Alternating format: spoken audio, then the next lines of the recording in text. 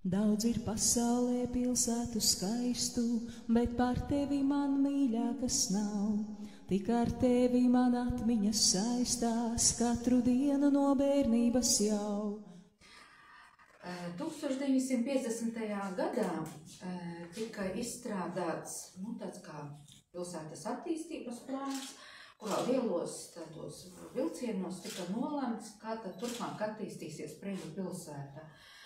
Tika lemti virzieni, kuros paplašināsies, nolemts par to, ka parka teritorija tiks pievienota pilsētai, par slimnīcas paplašināšanos, par spirta brūža paplašināšanu, par linu fabrikas būvniecību. Un tā tālāk par dažādu organizāciju, pārvietošanu, jo viņas tur tā kā neiederējās tur, kur viņas atradās. Un, protams, ka šie plāni tika realizēti. Un tam bija nepieciešams darba spēks. Un tas bija tas brīdis, kad pilsētā no laukiem sāka ieplūst cilvēki. Un tā arī dažādu citu apstākļu ietekmē 1965. gadā uz Preiļiem atnāca arī mana vecā mamma. Viņai līdzi bija jaunākā meita skolniece un vecākā meita mana mamma un es pavisam maziņa. Tā laikā tikai pirmajos tādos iedīgļos bija daudz dzīvokļu dzīvojamo māju būvniecība, tāpēc domāt par kaut kādiem īres dzīvokļiem vispār nebija iespējams. Arī īrēt istabu, tas jau bija šiki, pārsvarā tās bija gultas vietas, vai arī īrēja kaut kādu istabu, pieņemsim, pie pilsētas, un tad arī attiecīgi vajadzēja uz darbu un uz skolu iet kājām. Kā es saprotu, tad dzīvot kaut kādās gultas vietās, vēl kaut kur, kā teikt, svaidītīs pa svešam koktim, tā jau nebija nekāda izpriecama. Un tāpēc mana vecā mamma savos 54 gados pieņēma ārkārtīgi drosmīgu lēmumu, ka viņa viena pati sieviete, viņa būvēs māju Preiļos.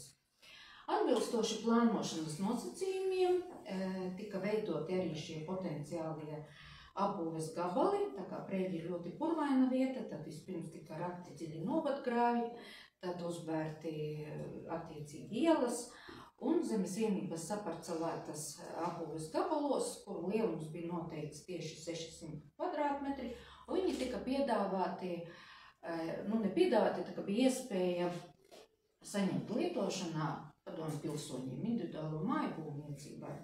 Mana vecā mamma arī aizgāja uz izpildu komiteju, ka viņiem vēlas šo apbūves gabalu. Un Viļāna iela jau bija sākta daļēji apbūvēt, tur pirmās mājas bija. Viņai piedāvāja tātad, ka jaunizveidotajā ielā sanāca tā, ka viņa ir pati pirmā šī apbūves gabala gribētāja. Un tas darbinieks izpildu komiteja saka, jūs tā kā esat pati pirmā, numerācija, tas ir skaidrs, bet ielai vajag nosaukumu. Izdomājiet, kādu jūs vēlaties ielai nosaukumu. Un mana vecā mamma, kur ir savā būtībā bezgala praktiska, pragmatiska, absolūti neromantiska. Un viņa man tā pati to stāstīja, viņa saka, iestai padūmuvu, vajaga kaut ko skaistu. Ja es pascīju, lai ir rožu iela. Un uz tā vispārējā fona, tur iepriekš bija tā Viļāna iela, pēc tam tur tapa nākošā bija Tirdzniecības iela, acīm redzot, tāpēc, ka tur bija būvēja šo Tirdzniecības skolu, kur tagad ģimnāzijā atrodas tālākā bija Lauku iela, jo tur pārsvarā būvēja mājas ienācēji no laukiem. Un tā rajoniņā, tāda viņa arī palikusi, tā rožu iela. Un mēs arī sākām, paši pirmie uzcēlām māju, viņa bija tāda pusgatava, tur bija tikai 2 istabas, un mēs pašas pirmās tur sākām dzīvot. Tajā brīdī nebija elektrības, es ļoti labi atceros, kā mammas māsa skolniece mācījās pie petrolejas lampas, tā īpašā tā smarža, tā kā no bērnības vēl ir saglabājusies. Bet kaut kā ļoti ātri tur arī ievilkt elektrību, zinu, ka tas bija milzu tāds arī notikums, jo bija gaisma, varēja ieslēgt rādio, un tā jau bija pavisam cita dzīves kvalitāte, un tas tā ļoti iepriecināja. Un savukārt mana mamma uzskatīja, ka viņas svēts pienākums, ja mēs dzīvojam Rožu ielā, tā tad tur ir jāugrozē. Un visu to laiku, kamēr mēs dzīvojām šai mājā, mums vienmēr bija mājas priekšā rožu dobe, No Salaspils botāniskā dārza mamma bija atvedusi pirmos klemātis uz Prēļos, un tad, kad viņi bija pilnziedā, tad cilvēki gāja garām, apstājās un viņi brīnījās, jo kas tās par tādām ziedošām pupanām, jo kaut kas tāds nebija redzēts. Tā kā saka, ka viss nāk no bērnības, acīm redzot arī, tāpēc man šobrīd, manas mājas pagalmā, arī ir ļoti liela rožu dobe, kur aug 65 rozes, un mamma, protams, nāk tikai par viņām priecājas un kopējās mēs. Bet tas vēl nav viss stāsts. 2016. gadā tika pieņemts lēmums tātad atjaunot projektu pār apveceļa būvniecību ap Prēļu pilsētu. Un sākotnēji viņš tā arī saucās apveceļš, tur kaut kāds tur garš tas nosaukums, bet tad izrādījās, ka viņš tur neatbilst tiem nosacījumiem, un tad to projektu pārdevēja, ka tā ir iela. Un projektētājs saka, ka viņiem obligāti, ir nosaukums vajadzīgs tā ielai. Un tas kā vienmēr bija, to vajag jau vakar un vajag tagad un tūlīt un momentā. Toreizējais būvvaldes vadītājs, viņš izsūtīja e-pastus visiem darbiniekiem ar lūgumu, iesūtiet kaut kādus priekšlikumus, kā tu šo ielu varētu dēvēt. Darbinieki bija ļoti atsaucīgi un sasūtīja ļoti daudz priekšlikumus. Protams, es arī piedalījos, es nevarēju nepiedalīties. Un man arī tur bija daudz tie nosaukumi, es neatceros kādus tur 5 vai 6 piedāvājumu, tā skaitā bija tā rietumu iela. Jo es tā stāvot uz karti skatoties, viņi ir rietumu pusē, un man tā likās, tas drusku tā kā romantiski, tā kā noslēpumai, tā būtu skaisti. Bet, tev priekšlikumu jau bija ļoti daudz. Un lemšanai nodeva deputātiem. Diemžēl es neatceros, man liekas, ka tā bija komiteja kaut kāda.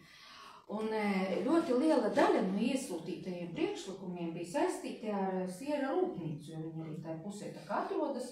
Tur bija dažādi priekšlikumi. Čedera iela un siera iela un piena iela un rūpniecības iela un kādas tur tādas atvasinātas dažādas bija. Tā laikā Dūmas deputāts bija arī akcijas sabiedrības Prēļu sieras priekšsēdētājs Jāzeps Šņeps.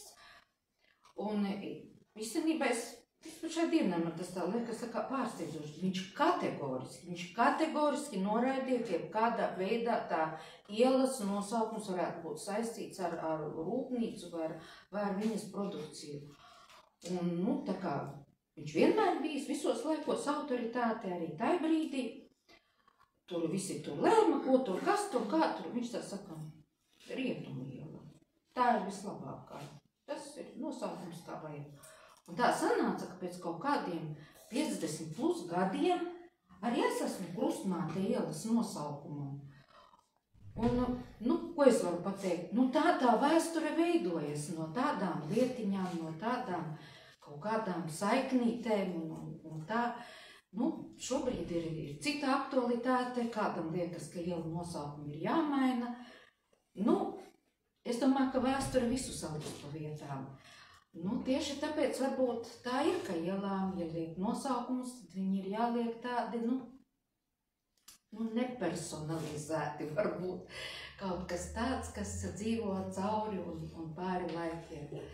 Paldies, ka mani uzklausījāt, lai jums visiem jauka šī diena, šis vakars un visa šī svētku nedēļa. Daudz ir pasaulē pilsētu skaistu, bet par tevi man mīļākas nav. Tik ar tevi man atmiņas saistās.